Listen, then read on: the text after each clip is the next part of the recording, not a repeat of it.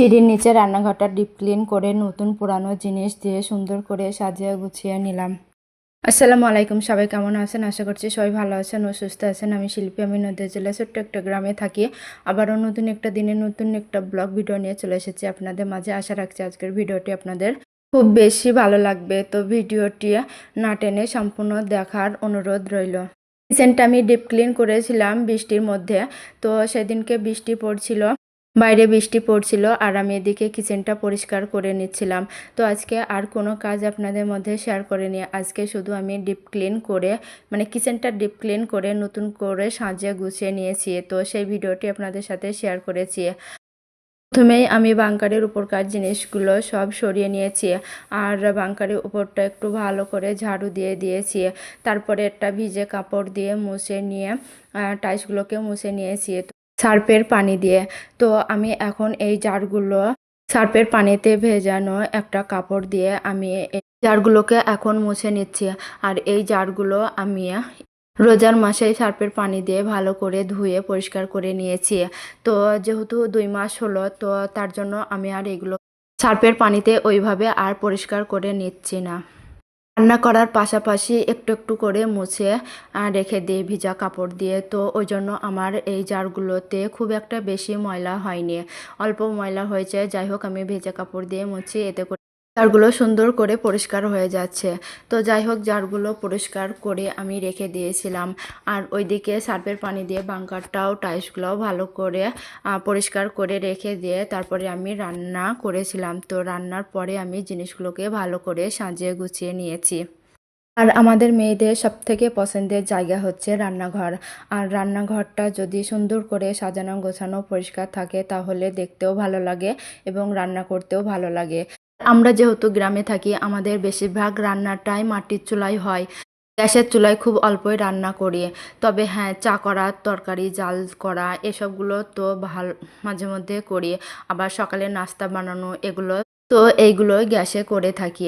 তো যাই হোক, তো আমি যেহেতু গ্যাসে রান্না করি না, তাই বলে আমি রান্নাঘরটা পরিষ্কার করি না তা নাই।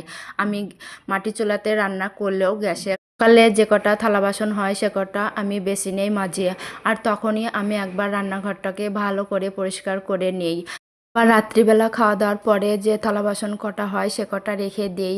আর কিন্তু রান্নাঘরটাকে আমি সুন্দর করে একবার মুছে পরিষ্কার করে নিই। থালা মাজা সাবান দিয়ে আমি গ্যাস ওভেনটাকে ভালো করে পরিষ্কার করে বেসিনটাও পরিষ্কার করে নিই। টাইলসগুলোও একটু মুছে পরিষ্কার করে গ্যাস ওভেনটার উপরে একটা কাপড় ছেঁড়া দিয়ে রাখি।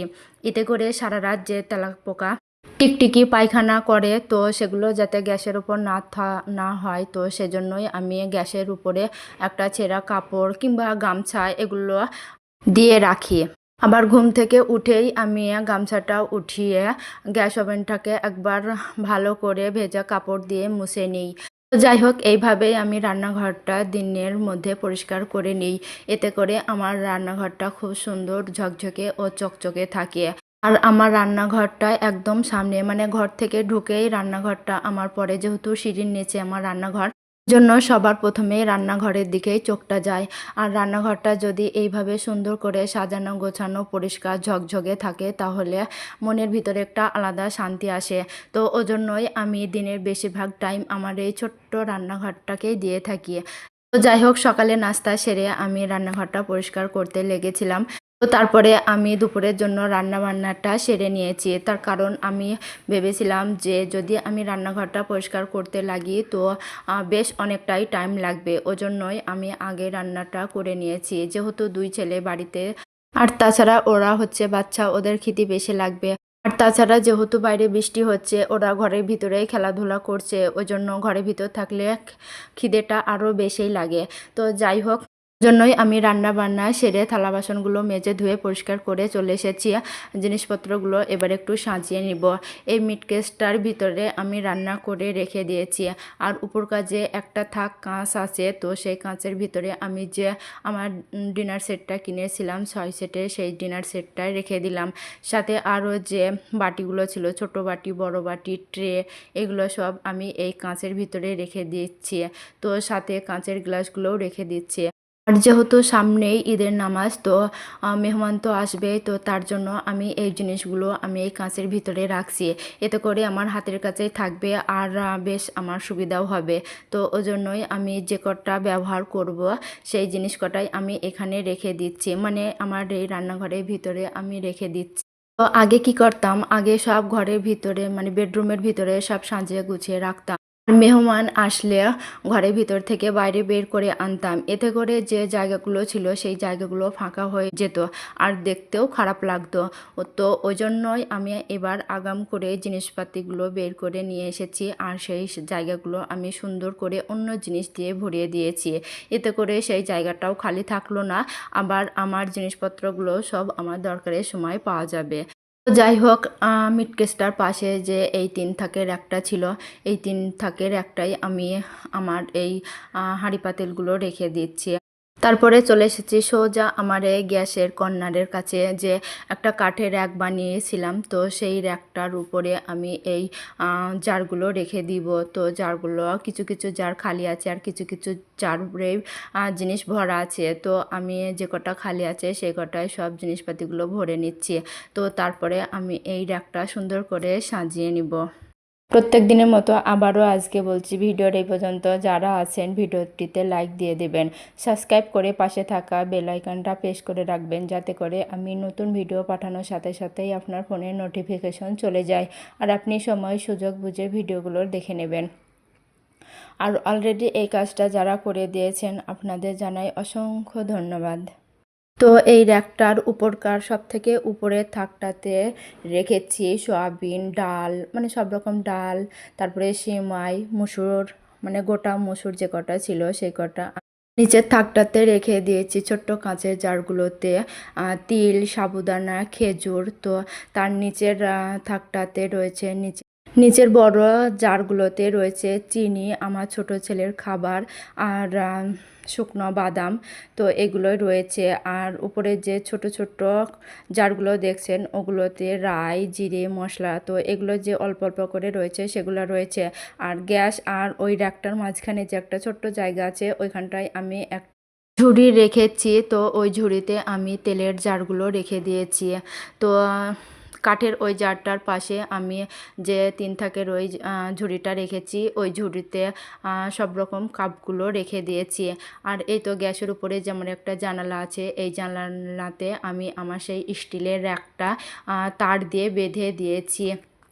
তো যাই হোক, এতে আমার অনেক জিনিসপত্র ধরেছে।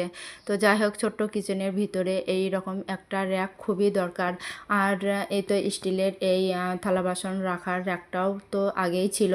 এই র্যাকটায় আমি রোজ দিন ব্যবহার করা থালা বাসনগুলো রেখে দিচ্ছি। বেসিনের বাম পাশে আমি রেখে দিচ্ছি কারেন্টের চুলাটা। কারেন্টের চুলাটা আমার খুব একটা ব্যবহার হয় না, তবুও রাখলাম যদি রান্না করতে করতে গ্যাস ফুরিয়ে যায়। তো যাই হোক, হঠাৎ আমার এই কারেন্টের চুলাটাই লাগবে। এখন তো বাইরে বৃষ্টি পড়ছে, তো মাটির চুলায় রান্না করাটাও খুব কষ্টের হয়ে যাচ্ছে। তো যাই হোক, আমার ওই মাটির চুলাটাই আমি আরও এই বৃষ্টিতে ব্যবহার করছি। তার কারণ হচ্ছে সামনে যেহেতু ঈদের নামাজ, আর গ্যাস আমার খুব বেশি নেই। তো যা গ্যাস আছে হয়তো আমার ঈদের নামাজ পর্যন্ত হয়ে যাবে। তো ওই জন্যই আমি এই বর্ষার মধ্যেও মাটির চুলায় রান্নাটা করছি।